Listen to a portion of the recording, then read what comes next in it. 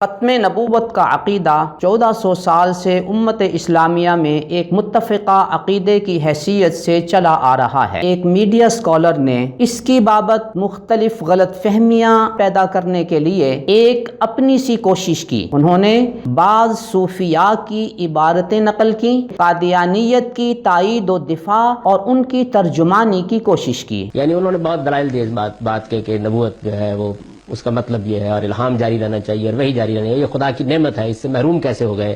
بنی اسرائیل میں تو سب لوگوں کو ہوتا تھا، محمد رسول اللہ کی امت کیوں محروم کر دی گئی؟ یہ تھی وہ ترجمانی جو موصوف میڈیا اسکالر نے غلام قادیانی کی اور اس کا ملبہ حضرات صوفیاء پر ڈالنے کی ناکام کوشش کی۔ آپ نے یہ جو کچھ کہا قادیانیت کی زبان بولتے ہوئے، آپ نے اس کا ملبہ صوفیاء کرام پر ڈالنے کی کوشش کی اور صوفیاء کے کلام کو بنیاد بنایا۔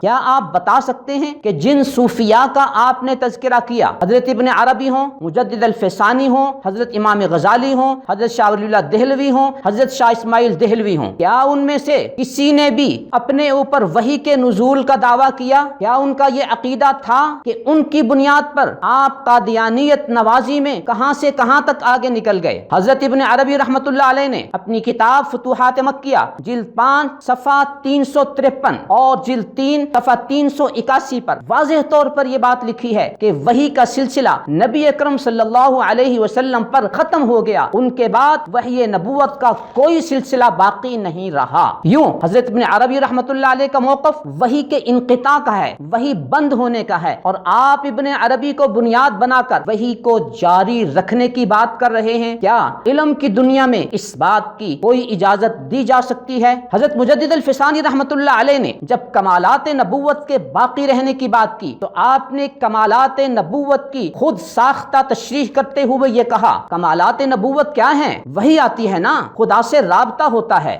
لیکن اس منصب کے کمالات کیا ہیں؟ وہی آتی ہے نا، الہام ہوتا ہے، خدا سے رابطہ ہوتا ہے۔ کیا ہم علم کی دنیا میں آپ سے یہ پوچھ سکتے ہیں کہ حضرت مجدد الفسانی رحمۃ اللہ علیہ نے کمالات نبوت کی یہ تشریح خود کہیں کی ہے؟ اگر نہیں کی تو یہ ان کی ترجمانی نہیں، آپ کے خود ساختہ مفہوم کی روشنی میں آپ قادیانیت کی ترجمانی کر رہے ہیں۔ نیز کمالات نبوت کے حوالے سے حضرت مجدد الفسانی رحمۃ اللہ علیہ کے مکتوب نمبر 301 اور ان کے صاحبزادے خواجہ محمد معصوم رحمۃ اللہ علیہ کے مکتوبات میں سے مکتوب نمبر 192 اور قاضی ثناء اللہ پانی پتی رحمۃ اللہ علیہ نے سورہ نساء کی تشریح کرتے ہوئے اپنی تفسیر مظہری میں واضح طور پر یہ بتایا ہے کہ حضرات صحابہ کرام رضوان اللہ تعالی علیہم اجمعین کو کمالات نبوت حاصل تھے، اکثر تابعین کو حاصل تھے، بعض تابعین کو حاصل تھے، لیکن کیا ان میں سے کسی نے کمالات نبوت کی بنیاد پر اپنے اوپر وحی نازل ہونے کا دعویٰ کیا؟ کیا کسی کا یہ موقف تھا کہ نبی اکرم صلی اللہ علیہ وسلم کے بعد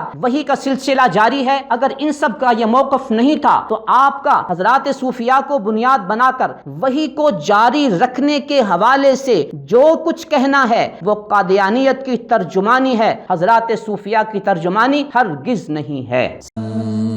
نظروا للطيبة ونور طه يسطعون